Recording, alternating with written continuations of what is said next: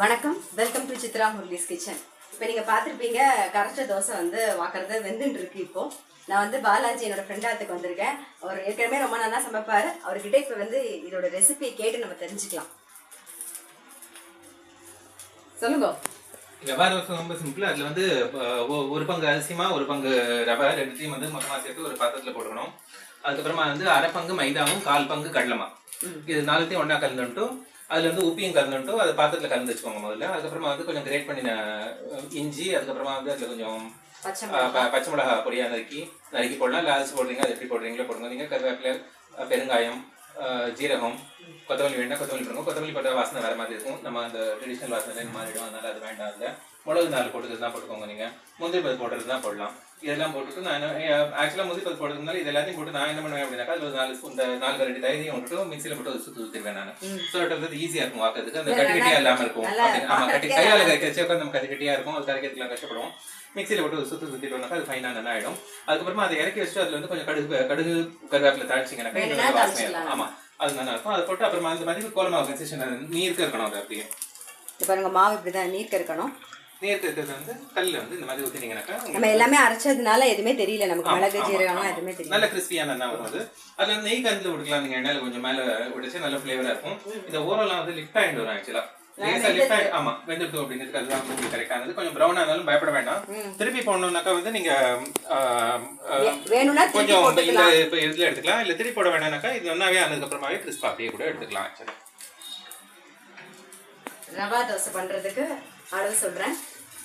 ஒரு கப்பு ரவை எடுத்துக்கோங்க, 1 கப்பு அரிசி மாவு, அரை வந்து மைதா மாவு, 1/4 வந்து கடலை மாவு. இதெடுத்து நல்லா மிக்ஸ் பண்ணி உப்பு போட்டு மிக்ஸ் பண்ணி வச்சுக்கோங்க. அப்புறம் பச்சை மிளகாய், இஞ்சி கட் பண்ணிக்கோங்க, கருவேப்பிலை கொஞ்சம்.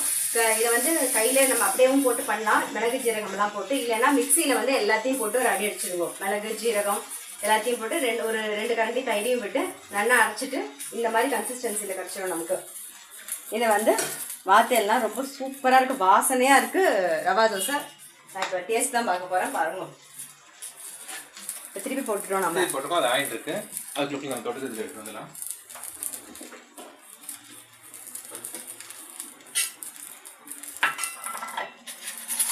இதுக்கு என்ன தொட்டு? அதுக்கு வந்து தேங்காய் சட்னி நல்லா இருக்கும். பட் இது வந்து பூண்டு குழம்பு. ஓகே, சும்மா ஒரு டேஸ்ட்டுக்கு. ஆமாம் ஆமாம், மிளகாப்பொடியும் நல்லா இருக்கும். மிளகாப்பொடி நல்லா இருக்கும், தேங்காய் சட்னி நல்லா இருக்கும், கொத்தமல்லி சட்னி.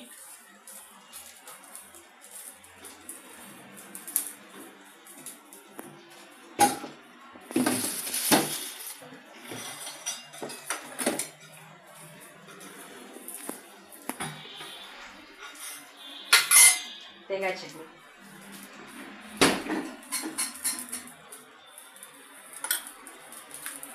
நீங்க வந்து தேங்காய் சட்னிக்கு தாளிக்கல போல இருக்கு.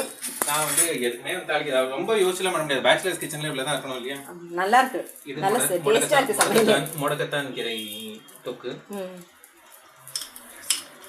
ஆக்சுவலா தோசையும் முடக்கத்தான் கீரையும் வந்து நல்ல காம்பினேஷன். தோசையும் முடக்கத்தான் கீரை தோசை பண்ணுவோம் இல்லையா? ஆமா ஆமா, அதனால எல்லாத்துலயுமே அது நல்லா சூட் ஆகும். இது கூட வெந்திருக்கும்னு நினைக்கிறேன். ஆமா, எடுத்துக்கலாம்.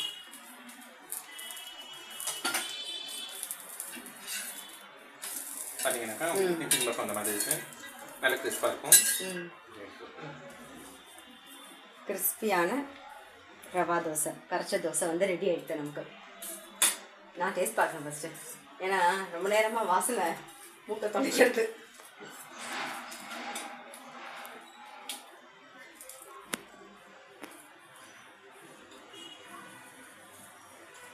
ரொம்ப ரொம்ப ரொம்ப நல்லா இருக்குது, கிறிஸ்பியாக ரொம்ப நல்லா வந்திருக்கு. இது உங்களுக்கும் பிடிச்சிருக்கும். நீங்களும் உங்கள் வீட்டில் ட்ரை பண்ணி பாருங்கள். ட்ரை பண்ணி பார்த்துட்டு உங்கள் லைக்ஸும் கமெண்ட்ஸும் எங்களுக்கு போஸ்ட் பண்ணுங்கள். எங்கள் சேனலை கண்டிப்பாக சப்ஸ்கிரைப் பண்ணி வச்சுக்கோங்க. நான் இன்னொரு ரெசிபியோட உங்களை சந்திக்கிறேன்.